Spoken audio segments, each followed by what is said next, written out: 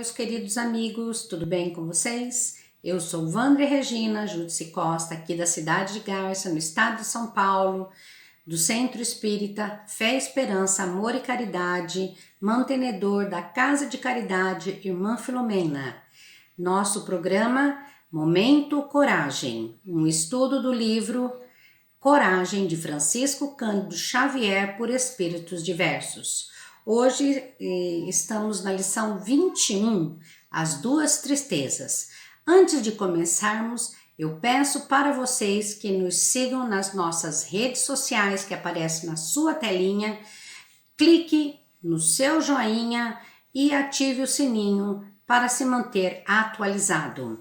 Então, como eu disse, a nossa lição é a 21, as duas tristezas. Vamos à nossa leitura.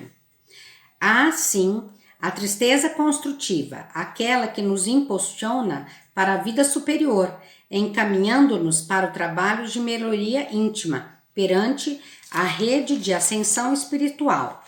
Existe, porém, a outra, a tristeza destrutiva, que se traja de luto por dentro do coração, todos os dias espalhando desânimo e pessimismo.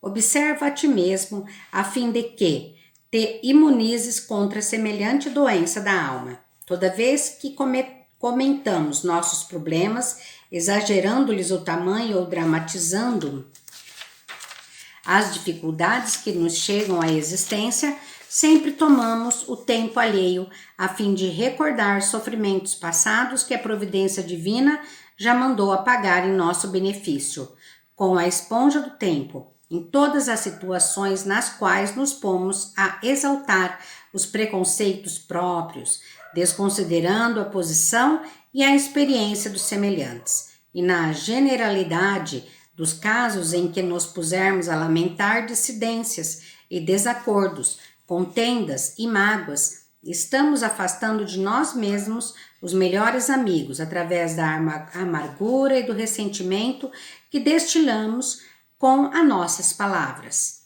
Naturalmente, cautelosos, esses companheiros preferem distâncias à partilha indébita de nossas aversões e frustrações, antagonismos e queixas, embora sempre que generosos e leais estejam claramente dispostos a apoiar-nos na restauração da própria harmonia. Compreendamos que ninguém estima a permanência num espinheiro e nem escolhe vinagre para brindar os laços diletos, e saibamos fornecer bondade, paz, entusiasmo e otimismo ao que se aproximam de nós, porquanto não há quem não necessite de alguém para executar os deveres que a vida lhe preceitue. Para isso, nós que sabemos rogar a Deus proteção e bênção, aprendamos igualmente a pedir a divina providência nos conceda a precisa coragem para silenciar desapontamentos e lágrimas, de maneira a doar paz e alegria, segurança e consolo aos outros, tanto quanto esperamos esses benefícios dos outros em auxílio de nós. Lindo texto, maravilhoso, é de Emmanuel, esse espírito maravilhoso, né? Que nos traz essas belas palavras, distinguindo os dois tipos de tristeza, a tristeza construtiva e a tristeza destrutiva. Quando eu li esse texto, eu fiquei pensando, né, que eu não tinha observado essa distinção entre as tristezas, que a tristeza construtiva nos impulsiona quando nós utilizamos dos momentos difíceis uma oportunidade para nos tornarmos melhores e, consequentemente, a nossa evolução espiritual, né? É um trabalho de melhoria íntima dentro de nós. Então, quem não passa, né, por tristezas? Mas será que todos nós pensamos que podemos aproveitar essa situação para uma reforma íntima, para muitas vezes mudarmos os nossos pensamentos, a nossa forma de agir, para tirar um bom proveito, transformando essa tristeza numa tristeza construtiva. Geralmente a gente vê a tristeza realmente só como destrutiva e não como um elemento necessário para a nossa afirmação pessoal, para a nossa melhoria, né? Eu nunca pensei nisso, assim, dessa maneira, que eu sei que todas as experiências são necessárias para a nossa evolução, né? A gente sempre fala assim, mas essa distinção eu achei muito interessante, né? Porque geralmente a gente fala que a tristeza sempre vai nos deixar para baixo e que não temos nada a aprender com ela. E Emmanuel vem nos mostrar que a gente tem que lutar contra, né, essa tristeza, no sentido de não espalhar o pessimismo, desânimo.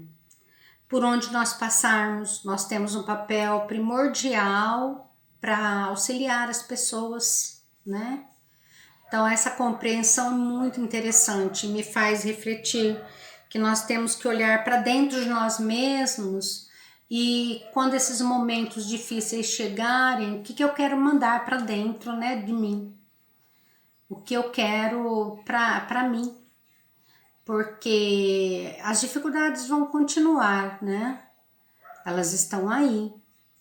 Como eu já disse, o mundo de provas e expiações, não tem como nós fugirmos das dificuldades, mas tem como nós aprendermos a enfrentá-las, não nos deixando contaminar por essa fase difícil que possamos estar passando, dramatizando a situação, aumentando o problema mais do que ele já existe. Então, sempre que nós formos comentar os nossos problemas, procurando assim, mostrar como eles são, e não aumentando, dando a entender que só eu tenho problema, que o problema do outro não é igual ao meu e que o meu é mais difícil. Na realidade é um pensamento egoísta, né? Porque eu acabei de dizer, todos têm um problema e ninguém tem um fardo maior do que consegue carregar. O próprio Cristo já disse, né, que quando nós nos sentirmos em turbulência, em dificuldades, busquemos a Ele, para que possamos encontrar esse equilíbrio dentro de nós, né?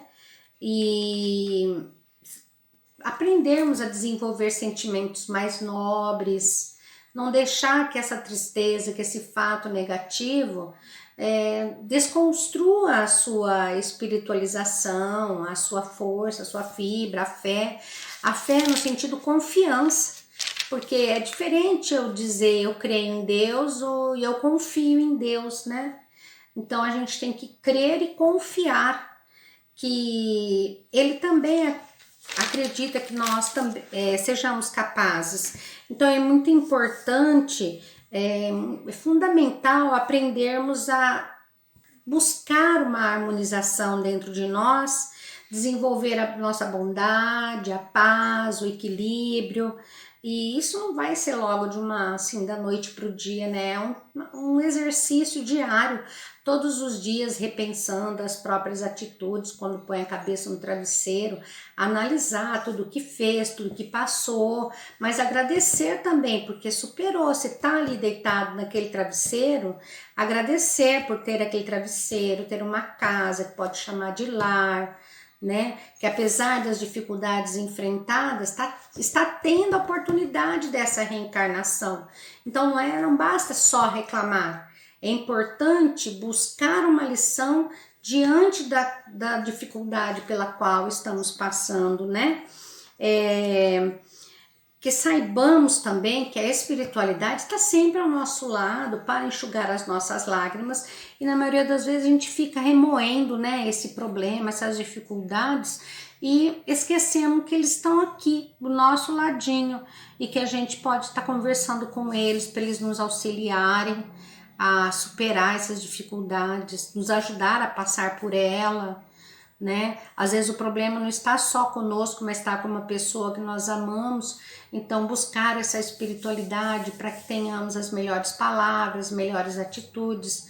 Então a gente tem o remédio, né? E aí a gente fica reclamando dos problemas e não busca esse remédio. Vamos orar, né? Vamos pedir comunhão a Deus.